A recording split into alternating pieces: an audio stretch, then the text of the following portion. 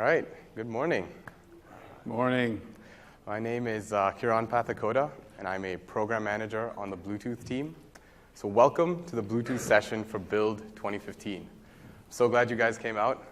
I hope you all knew that there's a HoloLens session going on at the same time as this. I really appreciate you all coming out. So today's session will be really fun. We're going to go through the new features and APIs that make Bluetooth great on Windows 10.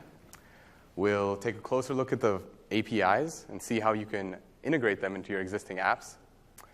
Finally, our partners, one of the early adopters of our APIs, FOOTMARKS, is going to come out and share with you their experience developing on Windows. But first, I'd like to share with you why I think right now is the most exciting time to be a Windows developer using Bluetooth. And even before that, I'm going to ask you to please submit an evaluation. This will help us tailor the experience for next year, so be sure to do that before you leave. All right, thanks. So there are 3 reasons why I think right now is a time of great opportunity for all of us. Reason number 1, sheer market. Since the early days of Bluetooth, when it was simply an audio pipe, it's come a long way. Nearly ubiquitous in the car. And a current estimate actually put Bluetooth shipments in 2015 at over 3 billion peripherals. That's huge volumes. Reason number 2, for ISVs out in the audience, Bluetooth is being used in new and compelling ways all the time, so new scenarios are being enabled. We've seen Bluetooth low energy in almost everything, fitness, wearables, and health. And as we've seen in the past, new scenarios means new opportunity for developers to realize that vision. Case in point, we had the Microsoft Band that came out last December.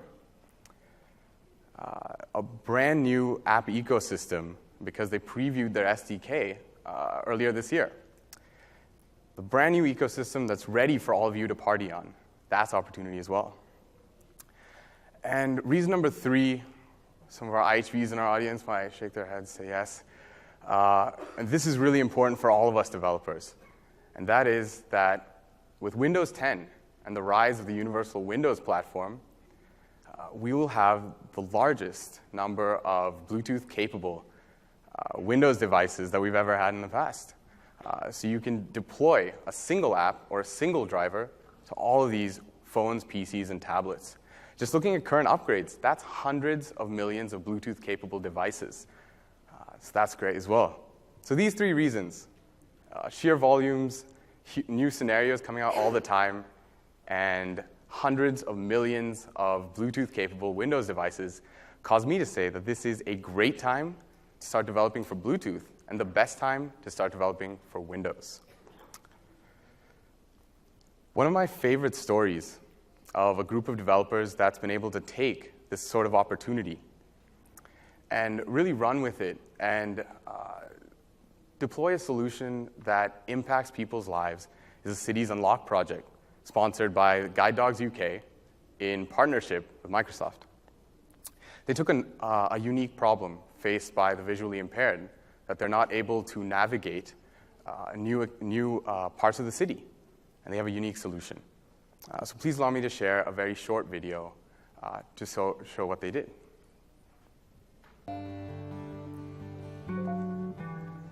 Bill, Thomas and Connor are at their local train station. Bill's phone has automatically coupled with the local train station system and provides him with all the information he needs regarding platform, departure time, and any other news. As the group wait for their train, Bill receives an alert. The alert gives him the exact position of his train carriage doors, and as the group moves to the right spot, their train appears right on time.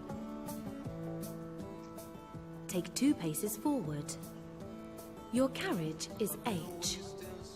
There is a slight gap and step up into the carriage.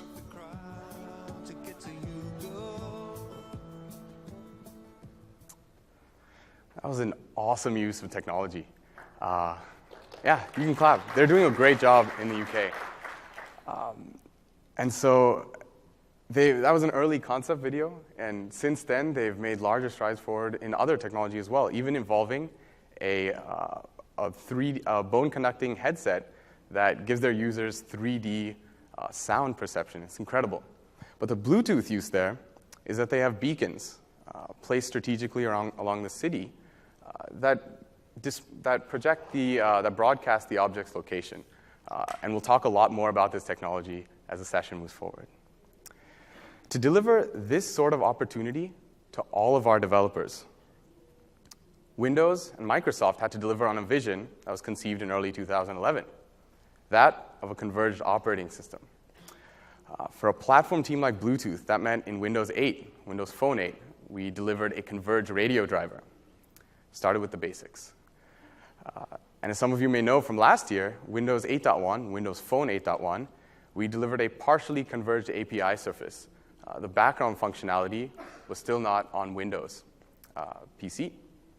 And finally, I'm so proud to say that in Windows 10, we have a completely converged API surface that works not just on Windows and Windows Phone, but on all of our devices, from small form factors like IoT devices and Raspberry Pi 2 to larger form factors like the Surface Hub.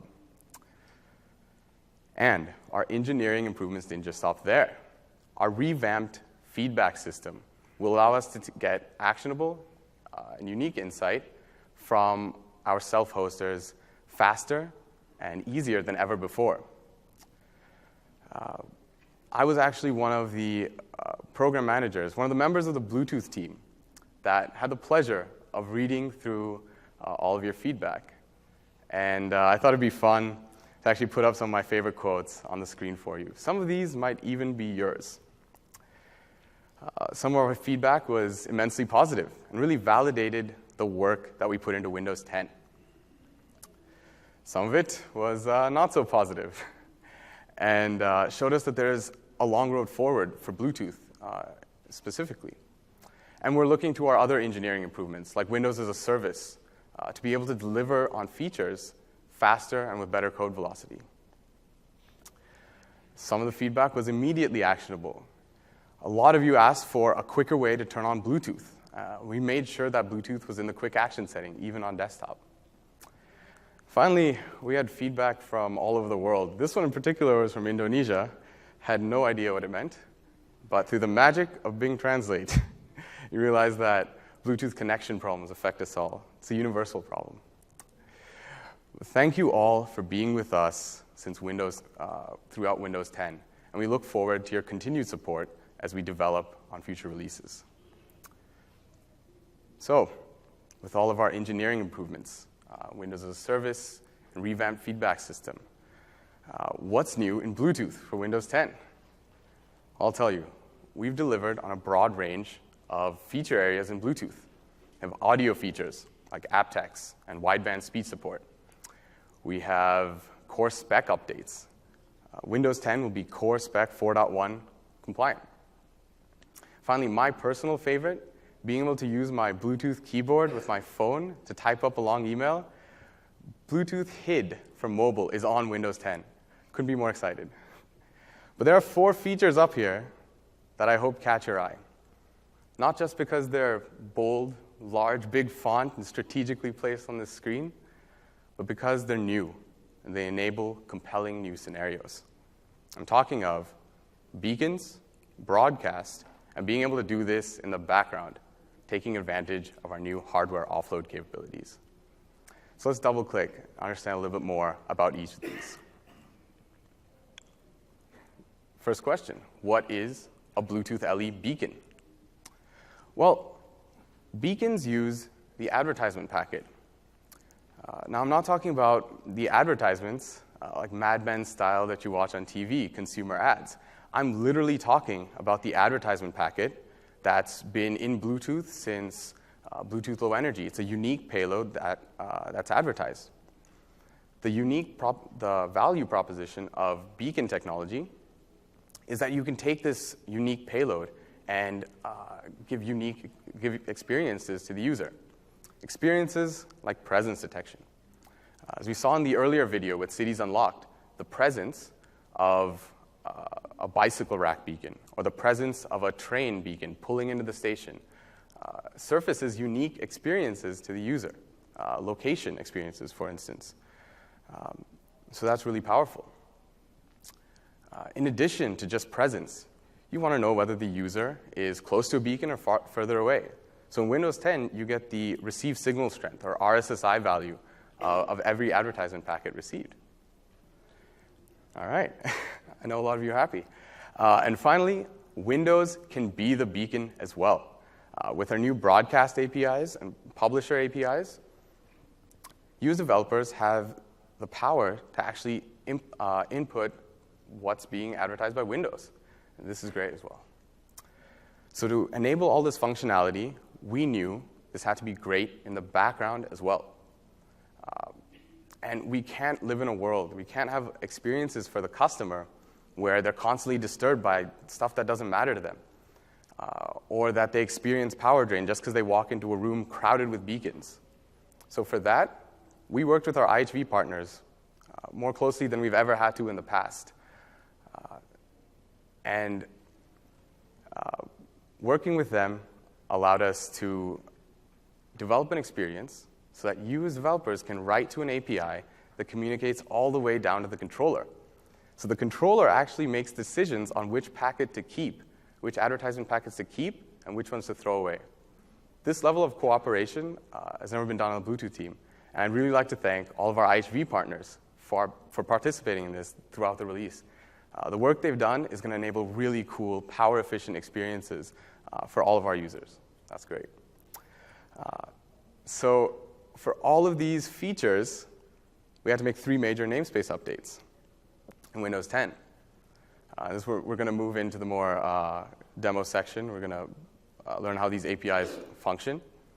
So Bluetooth.advertisement, completely new namespace, houses our powerful watcher and publisher capabilities, so Windows can listen in and broadcast. Bluetooth.background got a facelift, completely converged in Windows 10, and houses the new trigger details classes so that in the background task you can actually read off the trigger details. And finally, because the Bluetooth background affordances just hook into our existing background task capabilities, all the new triggers for watcher and publisher are in application model.background. All right. So on to the fun stuff. Let's learn how to actually implement this in your app. Before I step into Visual Studio, I just want to solidify 2 topics. And we've talked about it just briefly now, but the Advertisement Watcher and the Advertisement Publisher. The Advertisement Watcher will usually sit on a phone, PC, or tablet and listen in to beacons. There are only 3 steps to setting up an Advertisement Watcher. Configuring with filters, so telling us which patterns to look for in order to get what's interesting for the user. Attaching your event handlers so that you have a response to receiving an advertisement event. And simply starting the watcher. Once you start the watcher, Windows is listening for beacons on your behalf.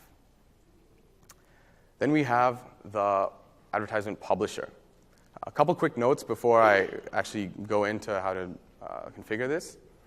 The advertisement packet is only 31 bytes, and it's a system-wide shared resource. So it has to be used carefully. We have a couple of remedies for this, which I'll discuss. So you have to respond properly to status change events. But we've really envisioned these APIs for single-purpose, focused use cases, like embedded devices, point of sale, which is shown here. We realize this is a limitation, but we're working on solving this in the next couple of releases. To actually set up an advertisement publisher, there's only 2 steps. Configure it with a payload, super easy step, and actually start publishing. And once you get the callback from one of our events, from the status change event, Windows is advertising on your behalf. All right. So in this demo, I hope to accomplish a couple things with y'all. 4 things. We will learn how to set up an advertisement watcher. We're going to learn how to configure a payload, publish advertisements. We're going to do all of this in the background so that users so that the beacon advertisements will survive through multiple reboots 6 months from now. And finally, we'll have a little fun with Azure, and we'll integrate with Azure. So let me switch over to Visual Studio. And we're going to go through this. Great. Have you seen this? Okay, perfect. Before we even get started developing for Publish and Watcher, just the fact that you're using Bluetooth necessitates a device capability. So be sure to declare device capability Bluetooth in your manifest. Now, the way I set this demo up is I downloaded what we had on GitHub. So if you have trouble following along, we're going to cover a lot of ground in the next 20 minutes. Be sure to go download the app on GitHub. It's really well commented. I had to strip a lot of the comments out, so it's easier to read. But a lot more detail is explained there. And then I added the Azure scenario. First, we're going to look at how to actually set up a foreground watcher. Like I said before, there's only 3 steps: configuring the filters, attaching event handlers, and starting the watcher. So let's go through each of those in a little bit more detail. So in the constructor for your page is where I usually like setting up the configuring the watcher for filters. And there are 2 main filter types in Windows 10. The first one is a payload filter. So you can actually code what pattern to look for. In this particular example, I'm just using the manufacturer-specific data to code my filter. But you can use any part of the advertisement packet. There are a couple of other SIG-defined ones. There are 2 fields underneath the manufacturer-specific data that are pretty interesting just for beacons in general. And that's the company ID and the actual data. The company ID is assigned by the SIG. And there's a big web page with a bunch of company IDs, and you have to go register with them. But I'm choosing an unassigned company values just so I don't offend anyone. Then I have the payload that I'm looking for. Simple pattern, 1, 2, 3, 4. Just keep that in mind as we go on to the publisher demo. The second type of filter is a proximity-based filter, so based on RSSI values. I found that anything above -50 dBm is pretty close to each other. It means the 2 devices are close to each other. Something lower than -100 is usually far, but your mileage may vary. So be sure to test with your specific implementations of beacons and your app while setting these filters. So this is a little bit more experimental for you all. All right, so now we've configured the watcher filter. Let's go on and see how to configure the event handlers. Oh, okay. Now, the Bluetooth Advertisement Watcher has 2 events in Windows 10, the received event and the stopped event. Received is triggered every time you get an advertisement packet that conforms to your filter that you defined in up above. And the stopped event is really great for troubleshooting your user experience. So in case the Bluetooth radio is not available, the user inadvertently switches it off, your app will actually stop functioning and will stop watching. So implementing this event, a custom event handler, will help you catch those problems. But I'm going to go ahead and only implement the advertisement received, because that's the interesting one that you can use to modify your functionality within your app. So when I receive an advertisement packet, okay, it's a pretty involved code snippet to look at the beginning, but all I'm doing here is casting. Whoops. Give me a second here. Okay. I'm taking the Bluetooth LE advertisement received event args. So the event args, and then reading off properties from all of them. And that gets you all the unique characteristics of your advertisement packet. So what you see here is I'm getting the timestamp. So when Windows receives the advertisement type, this is SIG defined. It's a combination of connectable, non-connectable, or directed and undirected advertisements. So that's SIG defined advertisement types. You get your RSSI values, which is used for proximity scenarios. And you get the local name, which is a portion of the advertisement packet as well. The the stuff that I'm really reading off of is the manufacturer-specific data as well. And so all I'm doing here is printing all these properties to the screen. But of course, within your app, you can use this to enable more cool scenarios. So now that we know, we've configured our filters, we've gotten our event handler set up, there's only one last step. When the user clicks the Run button, we just need to make sure to start our watcher. So Windows will start listening once the Run button is clicked on the page. So let me go ahead and deploy this. It's going to build. All right, so we have the foreground watcher. So when I hit my Run button, we do get advertisement packets. I was actually not expecting this. One of you might be running the sample on your devices. But it looks like we already have an advertisement packet that conforms to our pattern. If you look here, the company ID and the payload matches the filter that we're looking for. And we've gotten a lot of advertisement packets. All right. So that's the foreground watcher. To implement the other side, we need to set up the publisher demo. So let me go and show you how to set up the payload. It's the foreground publisher scenario. Publisher, there's only two steps: configuring the payload and actually starting the publisher so Windows advertises on your behalf. Okay, so the constructor for the publisher.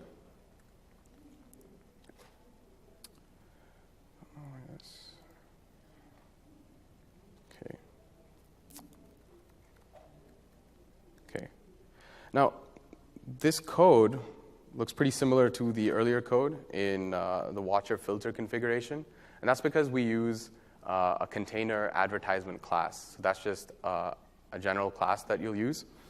The main difference for the publisher is that we only allow you to write to the manufacturer-specific section as well as any unassigned values. So in the watcher, you can configure filters based on anything, based on the local name, based on flags, stuff on that order. But for the publisher, you can only write to the manufacturer-specific sections, the company ID, and the data in particular.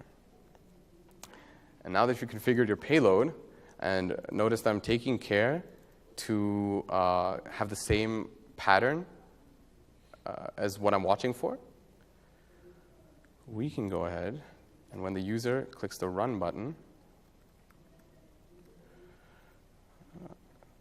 I'm going to start the publisher. All right. Now, there's a sort of step 2.5 to this whole process, which is you want to troubleshoot in case you are not properly resourced by Windows. As I said before, 31 bytes is a system-wide shared resource.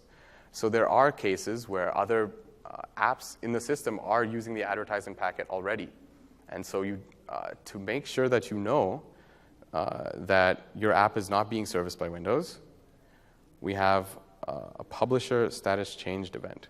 And implementing the custom event handler for that will allow you to catch these situations. Catch if there's not enough resources or your advertisements are just waiting.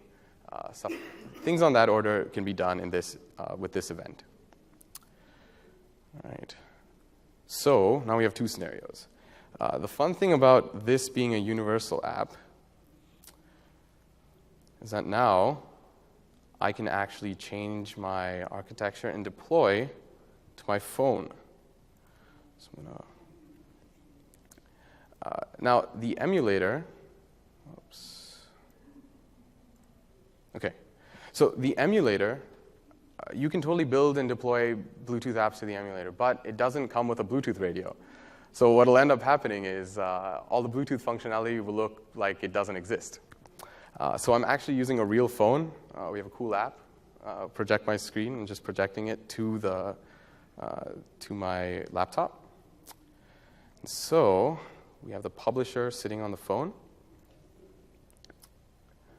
What's odd here is that there's already advertisements. It's okay. I'm going to run this anyway.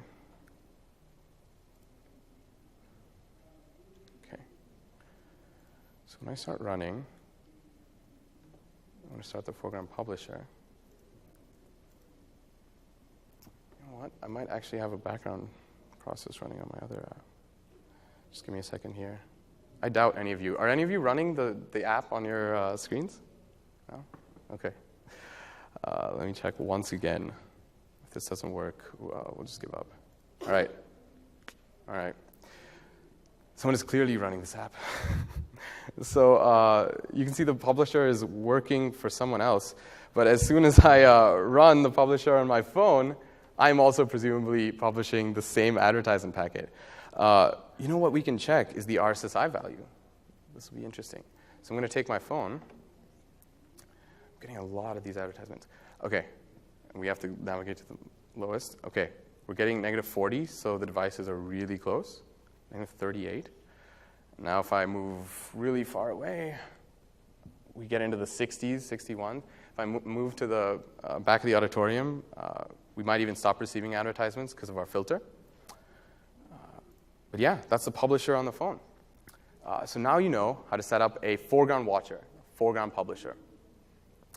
But often, you'll want beacon functionality past reboots and for users 6 months from now. So we have to learn how to do all this in the background. It's very similar, a very similar programming style, except now we're involving the background task capabilities. So let's move into scenario number 3, the background watcher. All right. So the background watcher initialization is very similar to the foreground case. And the main difference, there are two, I'm not going to say restrictions, but there are 2 capabilities in the background. The first is that for the payload, there has to be one and only one payload filter. This is because we want a power-efficient experience for the users, as well as a focused experience, because you're going to launch a background task, do something critical and interesting, and then close it. So it's going to have one and only one pattern. The other major difference is that your sampling interval, the minimum sampling interval in the foreground is actually 0. So you get every single advertisement packet. In the background, again, in the interest of power efficiency, our minimum sampling interval is 1 event a second. So you're guaranteed an event per beacon per second. But if you have multiple beacons, you'll actually get more advertising packets in that vicinity. So another difference, we're using the watcher trigger instead of just our Bluetooth LE advertisement watcher. And now we just have to do some basic background task type things. We define a task entry point, so it's a fully qualified class name, namespace, and name of the class with capitalization and everything. Be sure to do that. It's just one of the common gotchas. And then declaring our background task in the manifest through an extension capability. We've done some work in Windows 10 to actually simplify the developer experience. So we've consolidated a lot of our old background task types to one single one, Bluetooth. Once you've declared, we've configured the trigger, task entry point, and declared it in the manifest, we want to have the user press the run button and register a background task.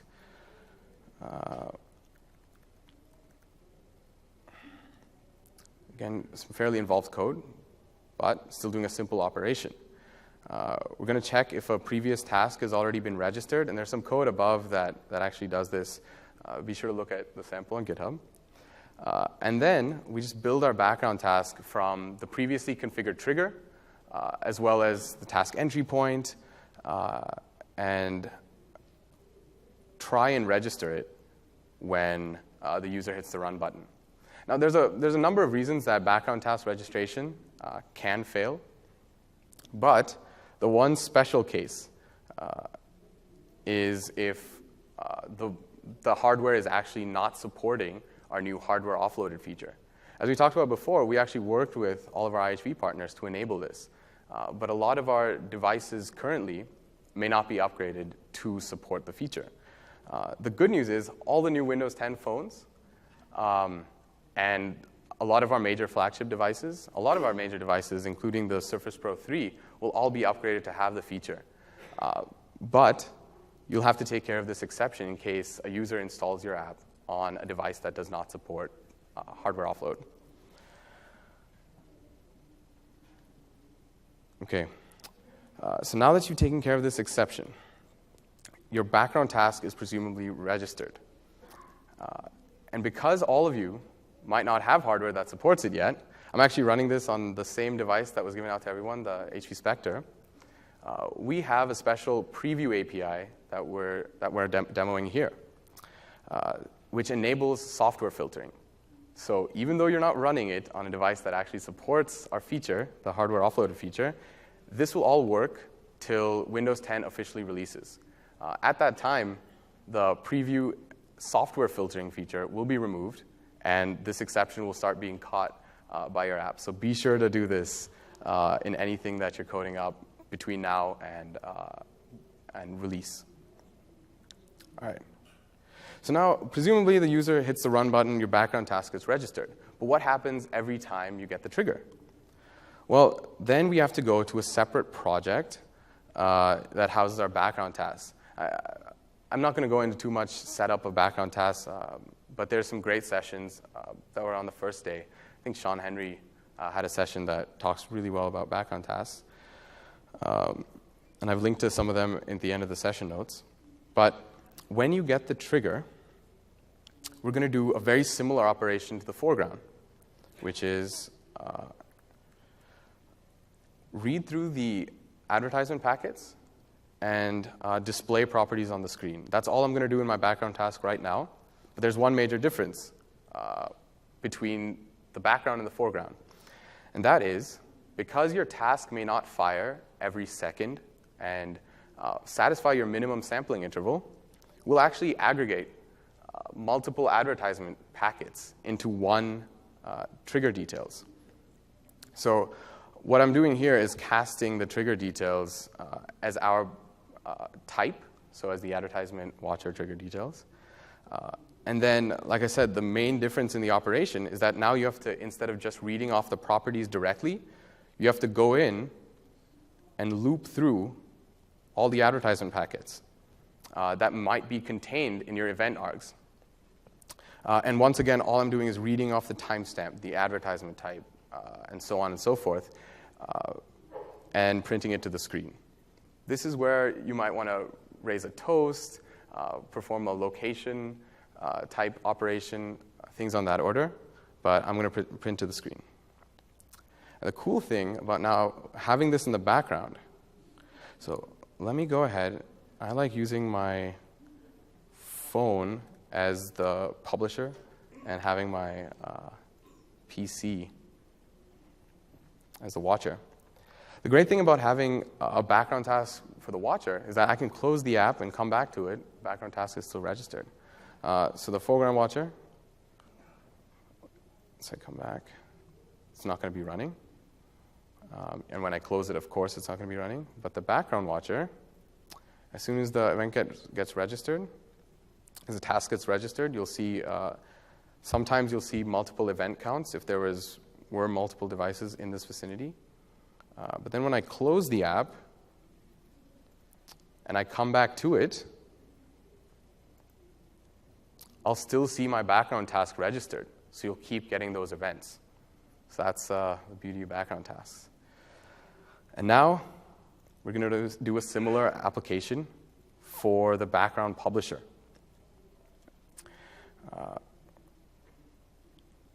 So the background publisher, very similar to the foreground. It's basically combining your foreground publisher with your background task capabilities. So I'm going to gloss over a few of those operations now because you just saw it with the background watcher.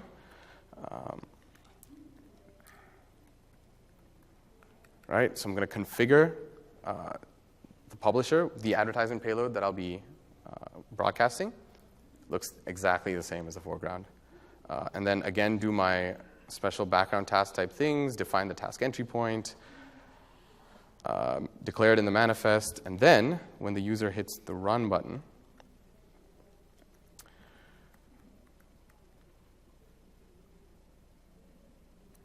we do a similar operation to the watcher and build out your background task with your previously configured trigger and the task entry point.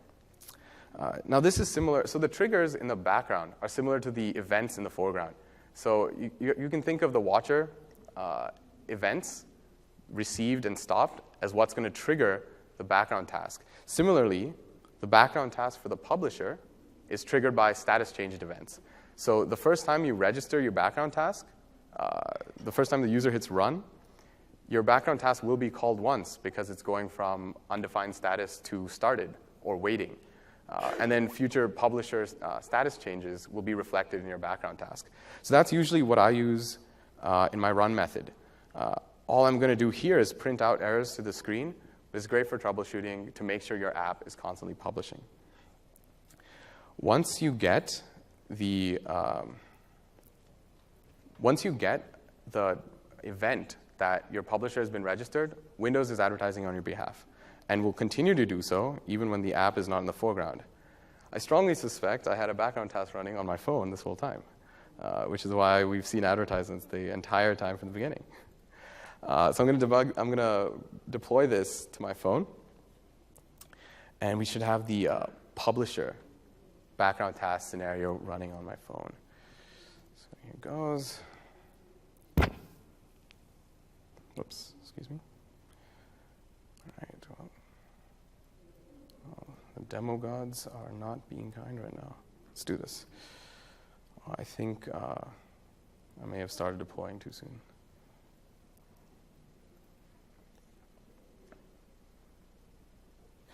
Perfect. All right, so we have the background publisher.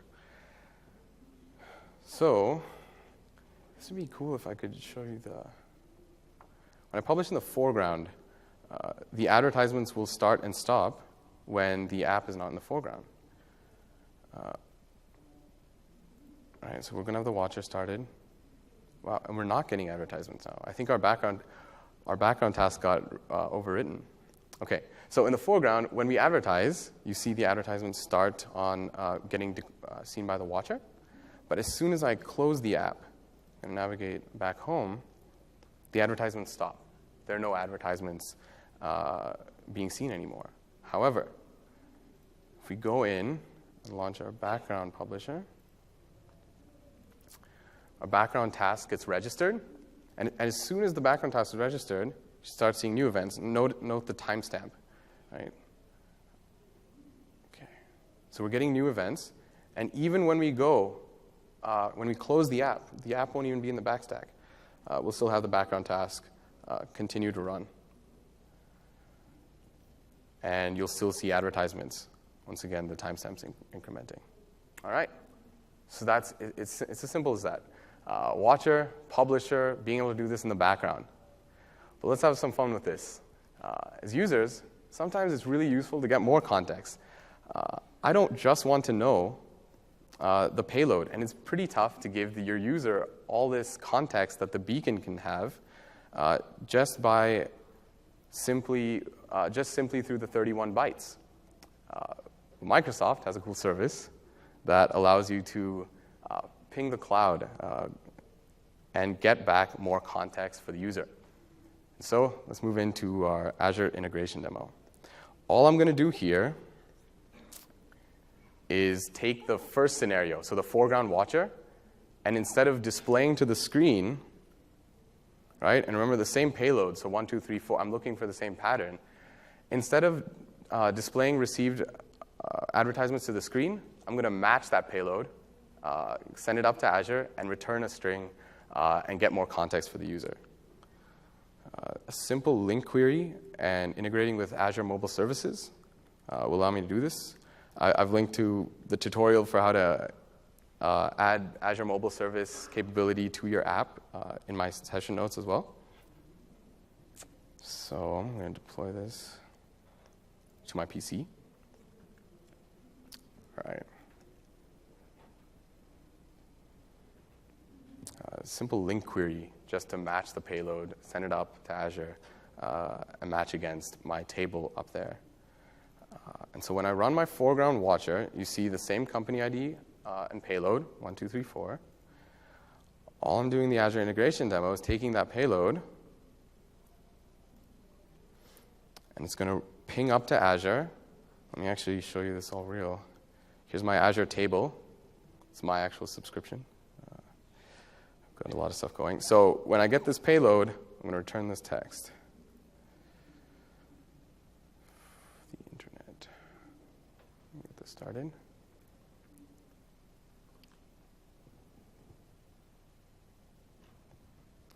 Sometimes it takes a little bit of time.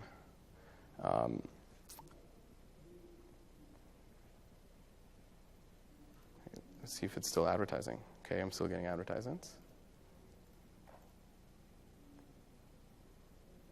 Come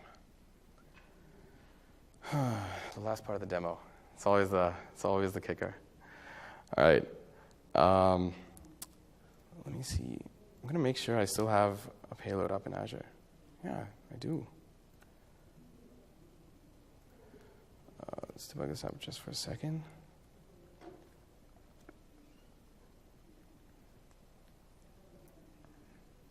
Rerun the app.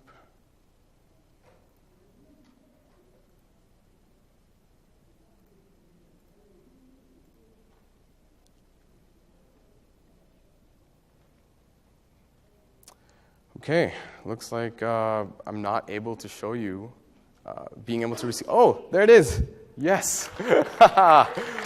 So you get the advertisement payload, and you match it up to Azure, and now you have more context about the device. It is, in fact, a bicycle rack. All right. But let's say you deployed all of these out into the field, and instead of embedding them in bicycle racks all over the world, they've somehow made a snafu in the manufacturing area. They're actually configuring it. They actually put it into a different device. Well, what do you do then? Do you go in and have to flash each of those individual beacon firmware? No. You can reconfigure Azure to get the payload and return something different. In this case, I'm going to go to my super fancy Azure Management Console and reconfigure it, because they put it in lampposts all over the world. I don't know why they did that. Makes no sense. F8.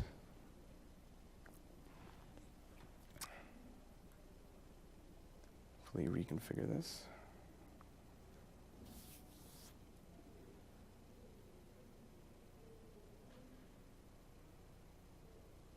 And then, looking at the same payload, right? Company ID and 1234, we're going to match up to Azure. Now your bicycle rack is magically transformed into a lamppost. And this is awesome type of... Thank you. This is great functionality. A great example of a company that's taken this idea and really run with it and been able to deploy an enterprise-ready beacon solution is our partners, FOOTMARKS. And please join me in welcoming up CEO of FOOTMARKS, Todd Paris, onto the stage. Todd Paris.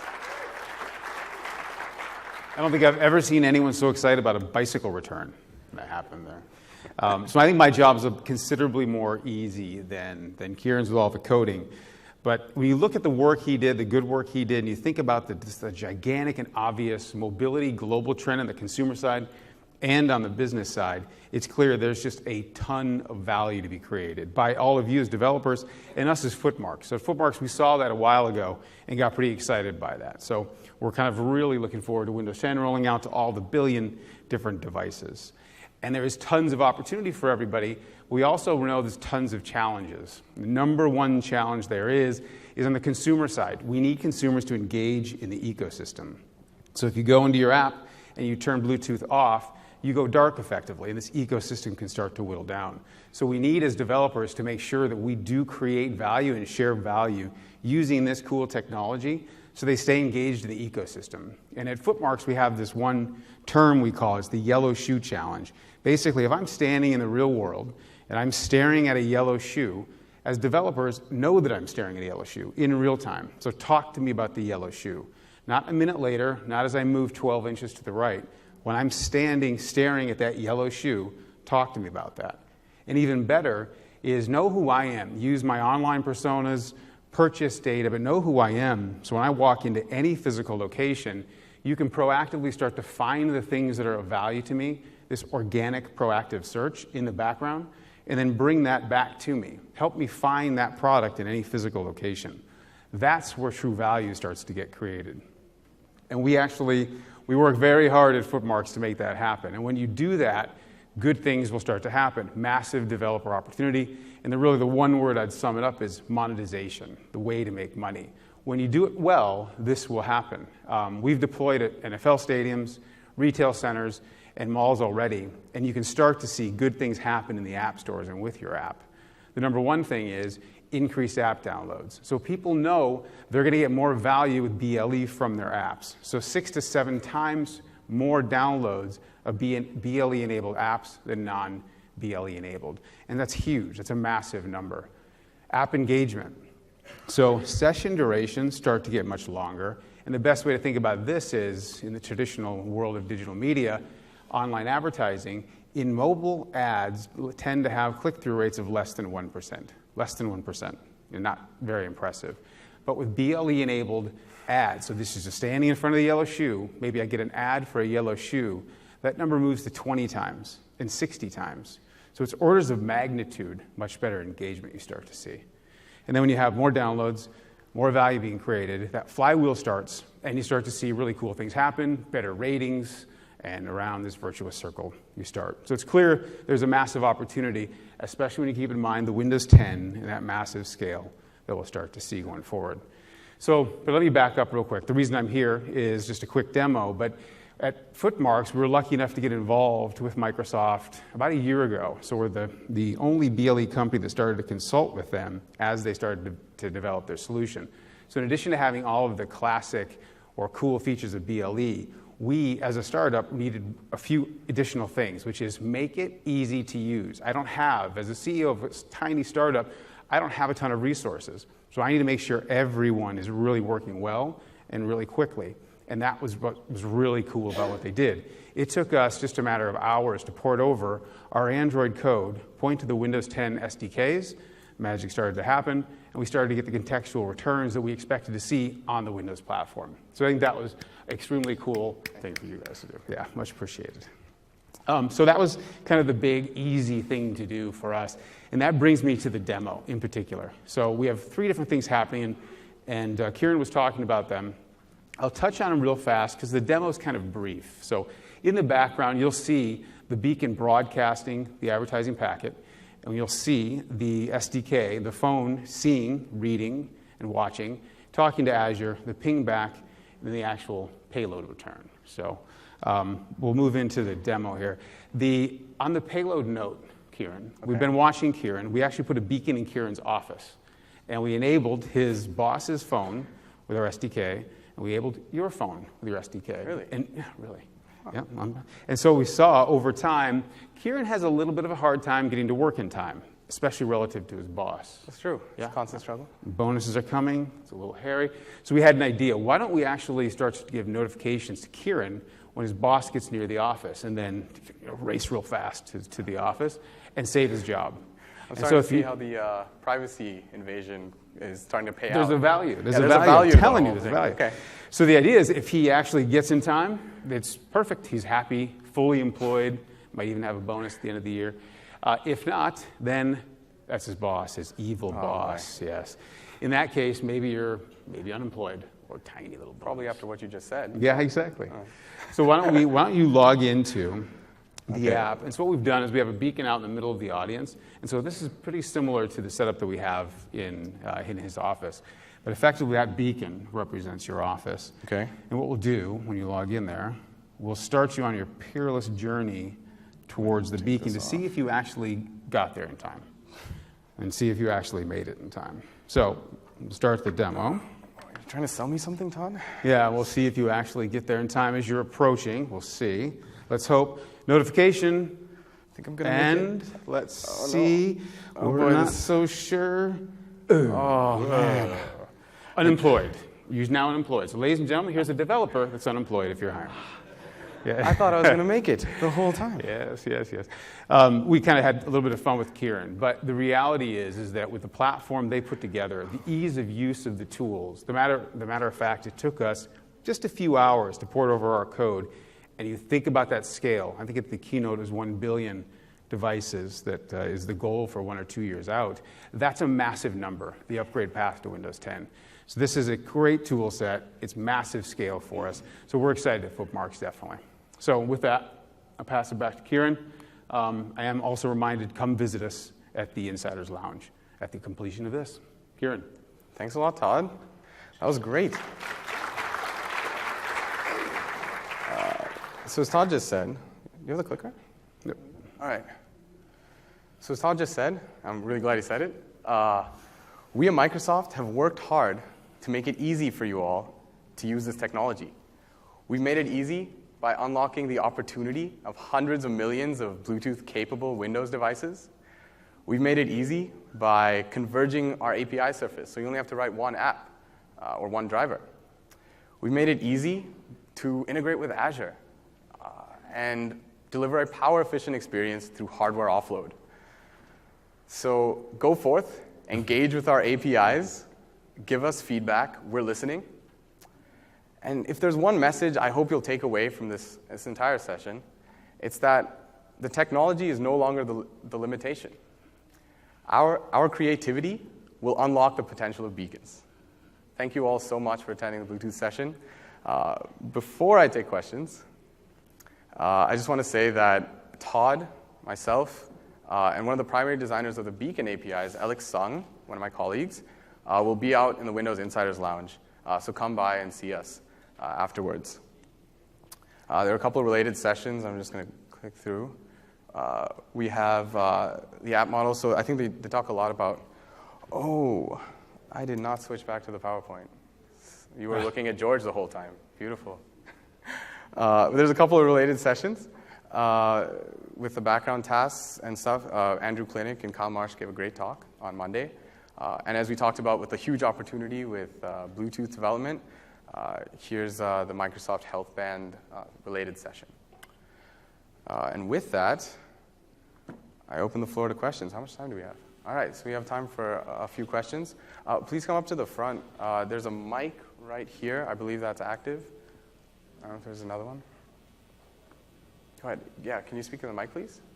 I think it's being recorded, so it's just easier that way. Yeah, I've been using beacons for quite a while, and one thing that kind of bothers me is you guys are sort of not following what everybody else does with iBeacons, it seems like.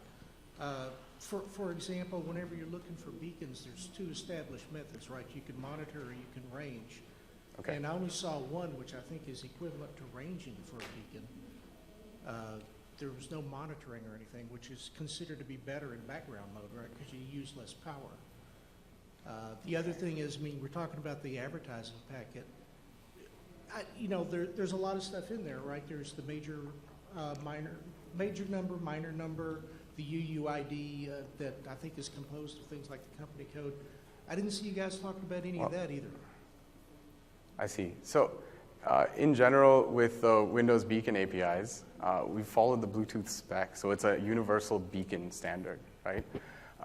And with that, especially with the major, minor, I didn't talk a lot about the other properties, but if you go in and look, there are a number of other properties that you can read off of that you'll get to see. So it's not, I didn't demo all of those functionalities, but they are there. I'm interested in what you're doing with this, so come by and see us outside in the Windows Insiders Lounge. I'd love to hear what you're doing with beacons, and we'll try and help you out and see if we can provide that functionality. All right, next question. I guess in the back, you were out there first, or? Yeah, so for example, on Windows Phone, where your battery life gets a pretty significant hit from having Bluetooth on all the time, are you going to have a rate limitation on the background tasks, or? One second, it's sort of hard hearing you from maybe, I think all I heard was that there's a power hit with the background task. Is that so correct? Are you going to have a limitation on how long a background task can run, or how many times it can get triggered? So, I mean, I'm not the best person to ask about background tasks in general, because that's just a general capability. I will say that there's work that had been done in Windows 10 to make sure your background task has at least 25 seconds, 25 to 30 seconds. One of the talks I linked to has more information about this. But these tasks for beacons are very short running, right? You want to get a beacon payload and then do something smart and quick. Send a toast notification to the user, ping up to Azure, things on that order. So I wouldn't expect it to exceed our system requirements. Okay, yeah, just thinking that, for the example, when you're walking around in the store and you get a bunch of beacons and you're moving, it can get pretty messy with. We recognize that, and there's things to do to optimize the background task. Alec, would you like to come on? Please do. I was like, here you go. Yes. Yeah, it's wrapped underneath. Okay. You talk loud. So I'll talk loud. So to answer your question, Kieran did mention that we have in the background task there's a periodic interval and there's a limitation of the minimum interval of 1 second. And so with the hardware offload, which will allow only the filtered results to vent to the Windows system, Windows will stay in its lowest power mode until those specific events come up, and then there is a limitation of 1 per second.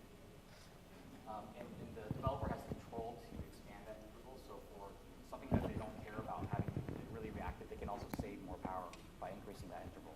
And just to address the first gentleman's question about the format, the types that you were talking about are proprietary types for iBeacons.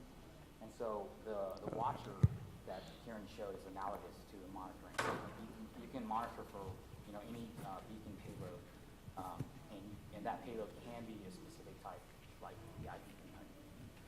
So all those, you're able to do all those things. There isn't a specific. Yeah, that's better. Thank you. There isn't a specific ranging in terms of the buckets that that exists in core location. But what we do is we provide the raw SSI, so you can do that yourself.